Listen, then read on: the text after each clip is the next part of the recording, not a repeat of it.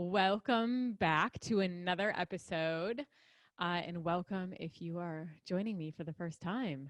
I appreciate everyone who listens, even if you only half listen, or as most men, listen at a 25% selective capacity. So yeah, nothing like just going right into an episode, taking a dig at men. My God, I don't know where that came from, because there is nobody in my life right now who I am feeling remotely resentful towards. So yeah, maybe that was somewhere hidden within my emotional body. I have no idea. But anyway, so today I had originally planned that I was going to talk about conflict resolution, or as I like to call it, contrast resolution, but we're going to save that for another day. Today, I feel like I'm having to do a little bit of damage control. And damage control happens with me a lot because sometimes I say things, you guys, like I said this a lot in the first season.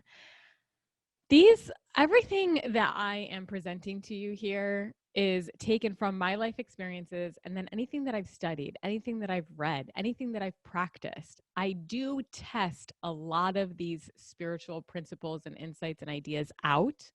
Um, I definitely have a lot of experience with manifestation and meditation and, all of these principles I have tested. But sometimes, I say things that later, like literally 5 seconds later, I think about and I'm like, no, that could be dangerous. Or if taken in the wrong context, could be dangerous. Or depending on how a person receives the information they're being given, it can be dangerous, right? And so if I say to someone who has potentially an extreme personality or that finds difficulty living in taking the middle route or living the middle way, as we call it, then, saying something like boundaries are an illusion, if we look at it from a spiritual aspect, that can be really, really dangerous. And so the irony is that statement in itself, like I understand that statement and several other people can understand that statement, but some people would take that statement and be like, oh, I should get rid of my boundaries. That is not at all what I'm advocating. And I hope that I kind of made that clear in that episode. But if not, I'm taking a moment here to make it clear. But actually, that is not the damage control that I'm doing today. The damage control that I'm actually doing is something that I've had to do for myself, and most recently, a client of mine. This client, I'm just going to share the experience with you so that you can get some insight into maybe what I'm talking about, and you can say, oh shit, you know what? I've totally done that. So this client was talking to someone. She was talking to a man whom she liked a lot. And this man and her, they were kind of talking really heavily for a while. And there, of course, on either side, insecurities came up, right? As so many of us experience, it is impossible for this not to happen. It might happen 24 hours into talking to someone. It might happen a week and a half, 2 weeks, 3 weeks, whatever. You can go an entire year dating someone. I mean, congratulations if you go an entire year before you start feeling a wee bit insecure. I applaud. So clap for that. For the people who can go an entire year and not feel insecure. Okay. So I'm honestly, I'm telling you, I'm gonna have to start asking Andrew to put sound effects in here because otherwise I'm just gonna do them myself. But anyway, so she gets in and she's in heavily conversation. She likes him, he likes her, and insecurities pop up on both sides. Okay, but they both are mature, and that they bring it up and they share with the other person, and both were mature and receptive. But what has happened over the past 2 weeks is there's just been like, which is ironic because to me, it also happened around the same time that Venus went direct, right? So it's interesting because I think that when you know that, you're just like, okay, I can anticipate certain energies shifting. But what happened is in her mind, he started to kind of drift or fade away. And initially, like, she didn't really think too much of it because she was in her own world. She was focused on herself, which is what we like, right?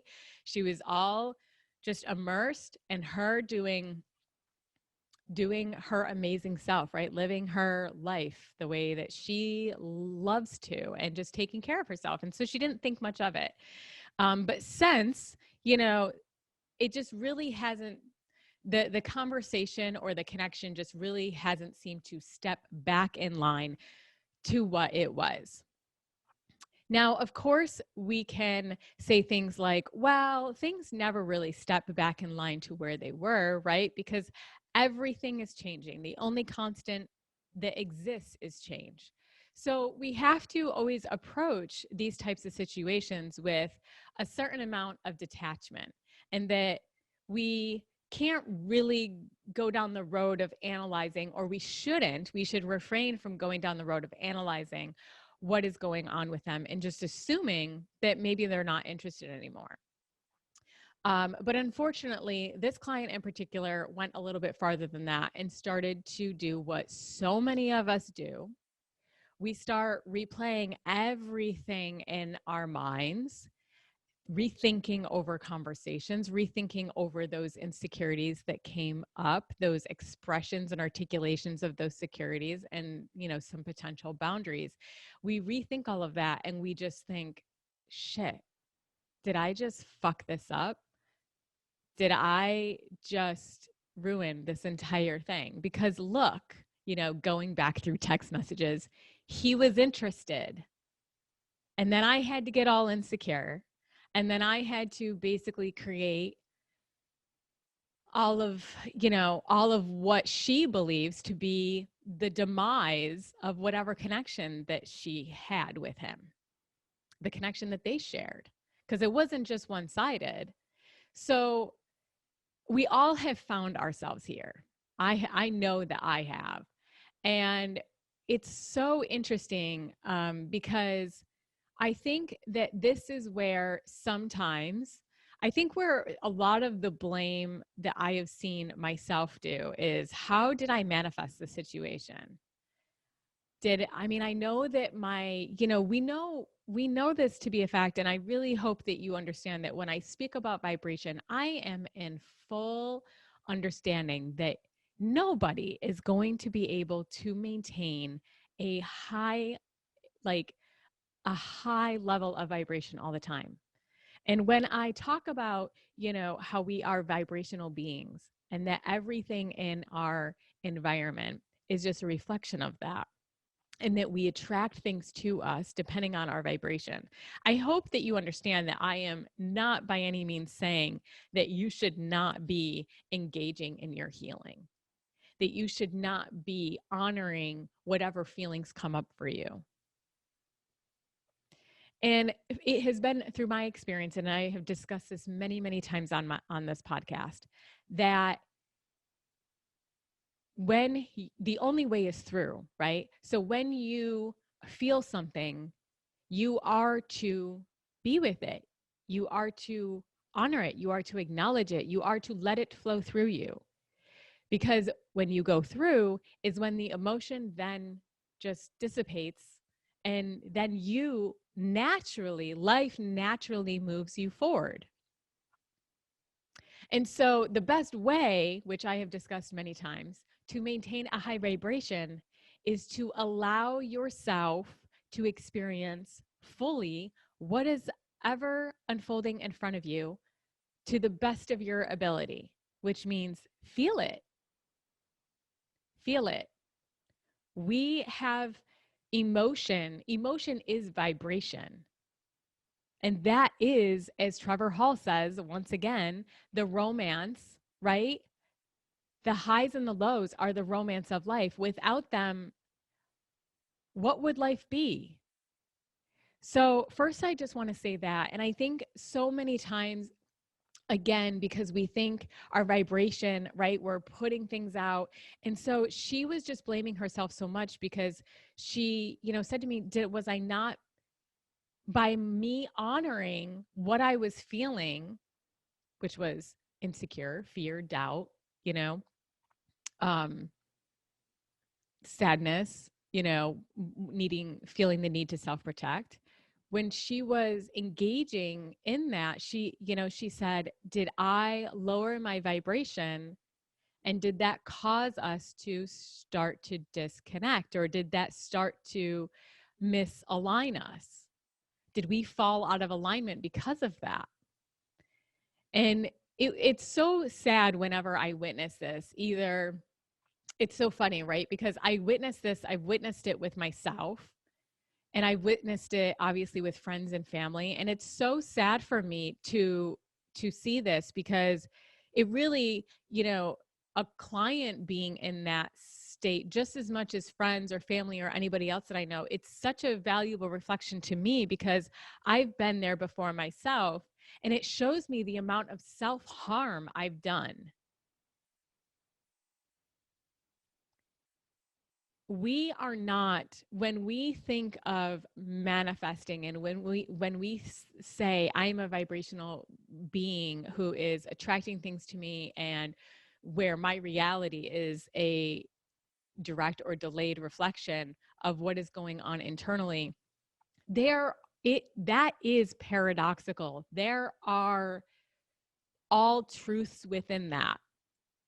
But there are also a whole bunch of other truths, like cause and effect, like that your entire reality is not made up of what only you've manifested.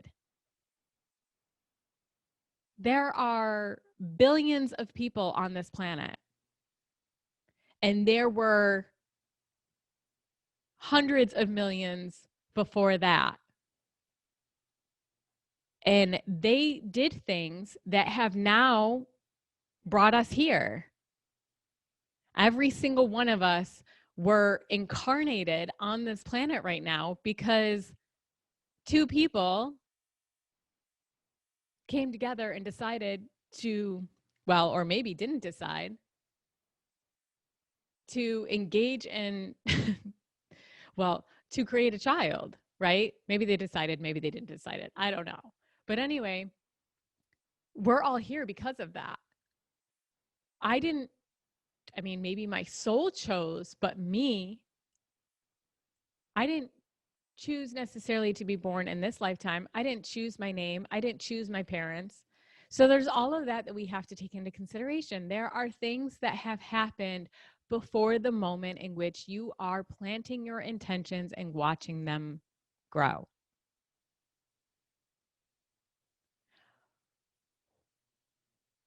The biggest way that I wish to empower people around manifesting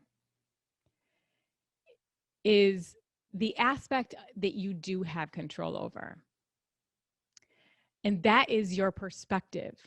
So when I say things like your reality is a direct reflection of what's going on internally, that includes your emotions, right? Your thoughts, which then become emotions. And that, of course, influences your perspective, your worldview.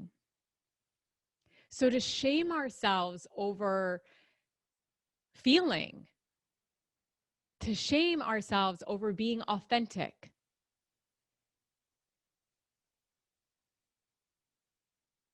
is silly,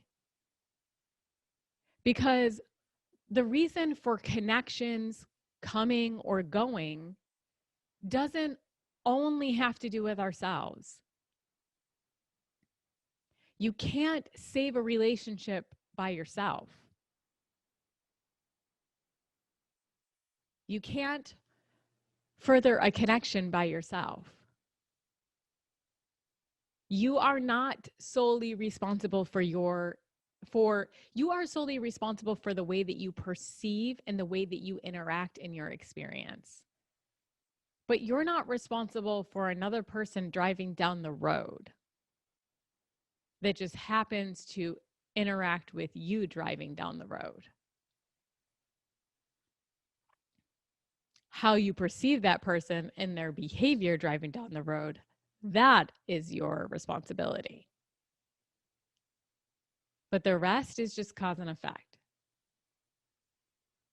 So please, please refrain from blaming yourself over something that you have no control over. This is where I love to say, you cannot take life personally, and you cannot take what other people do personally. I know for myself, right, the I that is self, the I that is Kim Dam the self, not the self is in the spiritual self, but I, Kim Dam, the egoic self, am doing the best I can given what I know, given what I have, given what I've experienced, and I am acting in my best interest. If the things that I am manifesting, if the intentions that I am planting are obviously they're affecting people, obviously, but none of it is personal. All of it is because of me. I'm here doing this podcast because I was called. This was not something that my egoic self wanted to do. I never sat there and was like, oh, I want to have a podcast.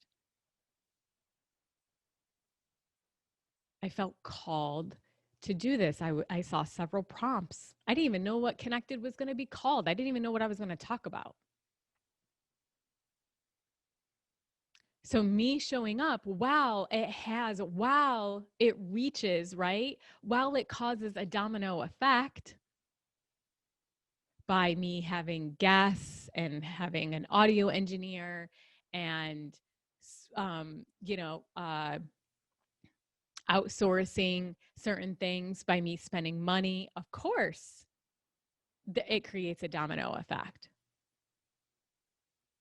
But none of it is really, I don't think about the effect of it in the sense of who is this going to impact and how.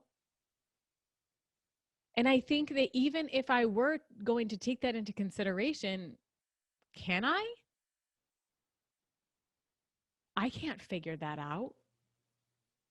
This is where I go back to, you can have good intentions, but your intentions may not be good. And what I mean by that is you can drop, a yogurt cup in the recycling bin, but long term, none of us really understand the impact of what we're doing. And we don't know. There's way too many dominoes. And we can't see that far. So we just have to live here in the now. And so if we're participating in self-blame around everything in our lives, the only thing that I want to remind you is of the now, is of the fact that it is your perspective that changes everything. So release yourself of the guilt, release yourself of the blame, release yourself of any perceived wrongdoings that you think that you may have done that caused a certain situation, because there's other things always at play. Now, this doesn't mean, on the flip side, that I'm completely telling you to not take any responsibility for your actions. Again, this is where we walk the middle. But I do know this. Blaming ourselves is completely unnecessary. Shame is an emotion that really is just so not constructive. We're all human. We're all making mistakes. And sometimes people just come and go. Things fall apart and come together. That's literally all that we're watching. And so if you are to remove the ego self, I guess that's what I would encourage you to do. You know, when you're in that place of feeling like you are responsible for everything, or you start doubting or going into fear around your own actions, first of all, I'm always going to encourage you to feel your emotions and for you to be authentic in who you are. Because there's no such thing as you being there's no such thing as anyone being too intense. You know what kills me is, so she said, maybe I was just too intense. And I said to her, I'm like, you're intense, but the people who are meant for you in your life won't even notice. They won't even notice. And I can share in that. Like, I consider myself an intense person. I'm very animated. I'm very dramatic, just not dramatic in the sense of, I'm more dramatic in terms of like watching a movie, not like dramatic as in, you know, I get involved in a lot of drama. It's just more or less that I allow myself to live. And so therefore, life is quite dramatic. So, you know, like, be yourself. Be yourself. Be unapologetically yourself.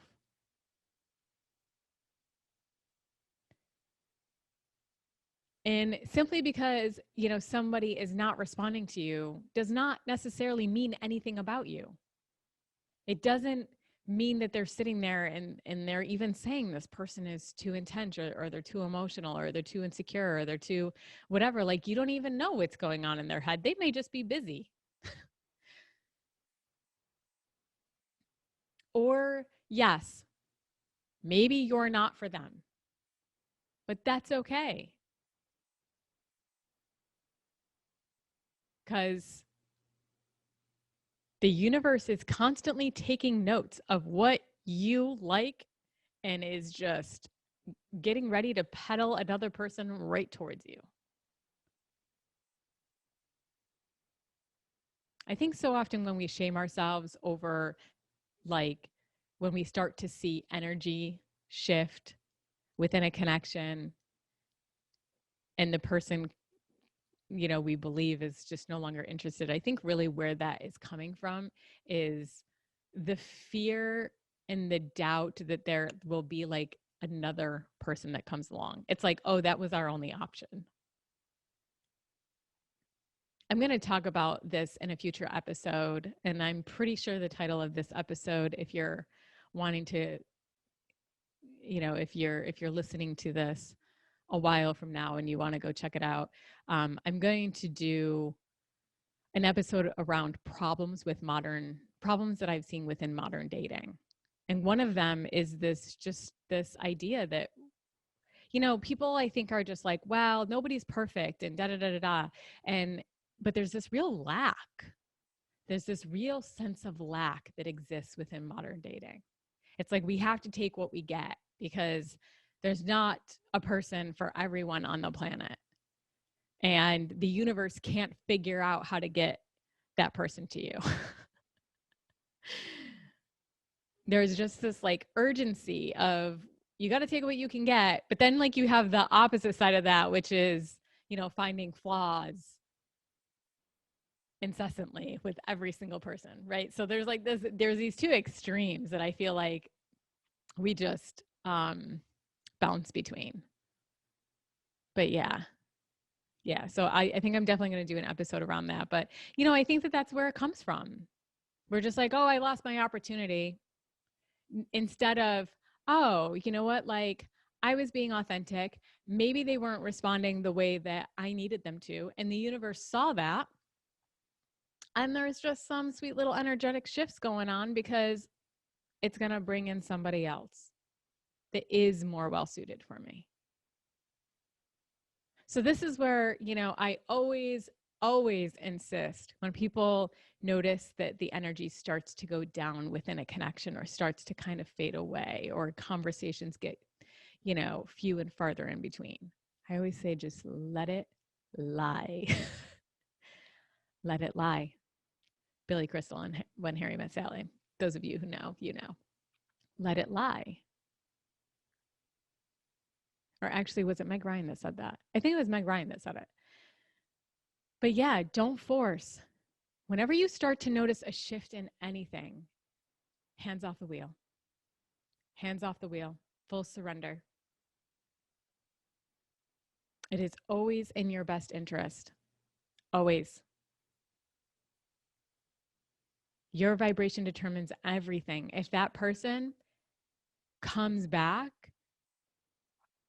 then their vibration has changed or your vibration has changed. And then you can kind of decide from there, but no. We don't reach out to try to manipulate or control the situation. We don't reach out to grab. I always want you to be authentic. Reach out if you want to. But it's got to be so just, it's got to be really, what do I want to say? Just instinctual. Like you think of them and you just grab your phone. Nothing of where you're constructing of what should I say? Because the minute that, what is so funny is I hear this so much is people overanalyzing. What should I say? What should I do? And it's like, well, if you're having to ask, then right there, you're in the wrong spot because when you're manifesting, you're riding everything on the outcome. You're asking that question because you're tied to the outcome. You're attached to the outcome. You're trying to produce a certain outcome.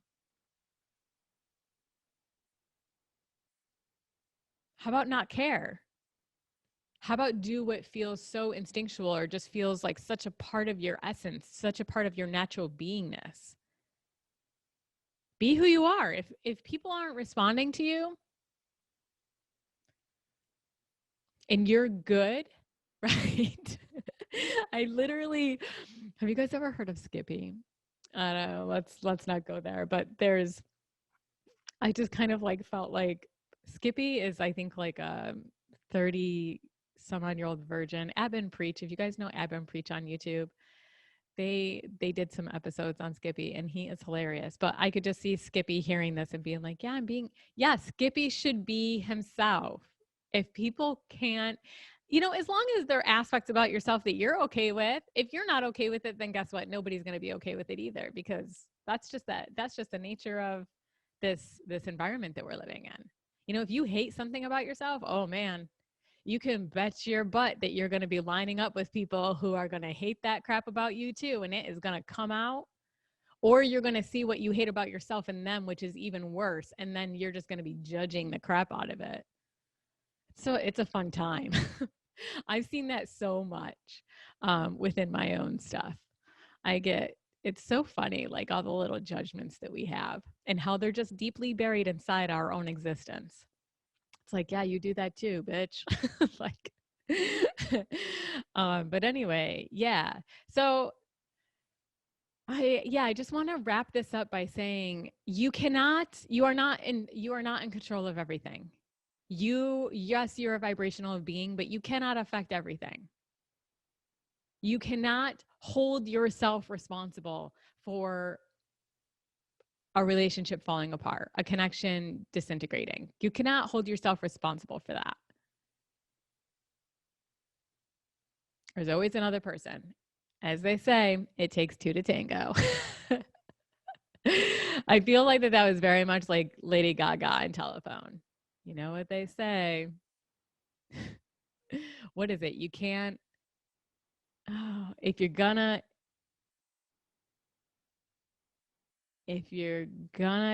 kill a cow, you got to eat the burger? Or is it, if you're going to eat the burger, you got to kill the cow? I can't remember. Now I want to look it up, but I can't with you guys here. But yeah, that moment. So good.